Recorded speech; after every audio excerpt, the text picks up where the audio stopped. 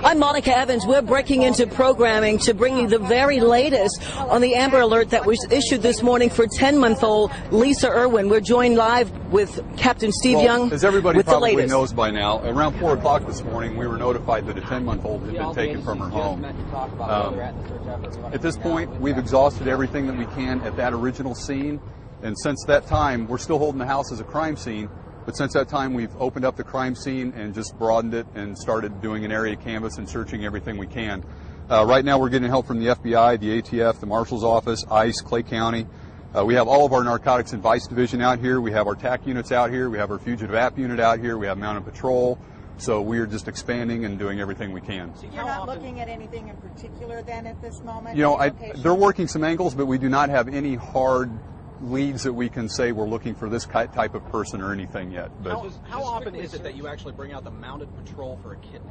I can't remember it happening, but the way this is developed, you know, usually we find the kid pretty quickly. If it's, you know, if the story's kind of hinky, we usually find holes in it pretty quickly. But so far, here we are in the afternoon, and we haven't broken anything on it yet.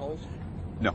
We were told that there are 30 to 40 police officers searching a wooded area around Myrtle, and it appears that they found something because we were told that officers were seen bringing crime scene tape and rushing back into the woods. What can you share? I haven't been told about anything that they have found, but I know they were there searching, and that was our next logical step to just broaden out from that house with the resources that we have. And there's probably at least 100 people out searching right now. When you say you haven't found any holes in the story, can you describe what the role of the parents is at this time? Are they being held just for answering questions, or is it more than that? Well, you could say that we're holding, but I would also say that they're being cooperative. So they're obviously an essential part of the investigation, and we're continuing to talk to them, and they're continuing to be cooperative. And there were 2 other children that were involved. There were. Have you been talking to them? What have they had to say? Well, there are 2 other children. I'm sure that we've spoken to them, but I don't know what we've gotten from them. Was anything taken from the house besides the child? Not that I'm aware of, no. And if there was, I probably wouldn't be able to address it. Have you been able to identify yet exactly how this person did get in? Well, originally, you know, there was a window on the front of the house that appeared to have been tampered with.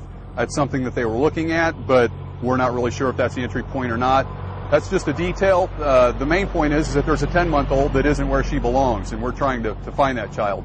Why a grid search and why here? Well, because we're just breaking out larger from the house. You know, you start with the house, you exhaust everything there, and then you just keep going bigger, and we'll keep going bigger as long as we need to. Outside of location, is there any specific reason of why you chose this area to set up the command post? Just convenience for the command post. That's right. Why are they searching around Myrtle? It's near the house, yeah. Have you gotten any indications that the story is hinky? Not that I'm aware of, no. And they continue to be cooperative, and our detectives continue to work them. We had a neighbor tell us last night that she saw a suspicious person with a baby around 1 a.m. Do you know if that's a credible lead or not? Well, I do know that somebody did contact us and say that, you know, late last night, early this morning, I'm not sure of an exact time, that she did see somebody walking down the street with a baby. That is something that we've looked into. I don't know if it's necessarily led anywhere. And by all means, if anybody does have information that would parlay off of that, we would encourage them to call the TIPS hotline. Were both parents home all night?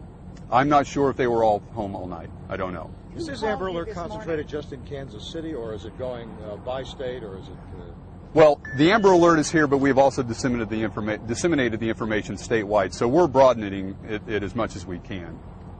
Can you describe a little bit about how unusual it is to have this type of alleged kidnapping? Because usually when you have an Amber Alert, we often hear that it's an ex-boyfriend or a relative of some sort of custody issue. How is this different? Well, an Amber Alert isn't designed for a custody issue, but you're right. Sometimes it does lead to that quickly, and we find out that was the answer after we initiate an Amber Alert. This time we have not had that road open up to us, and that's what makes this one different. So it is thought to be simply... It is thought to be simply a stranger came into the home and took the child. That's the information we have right now, and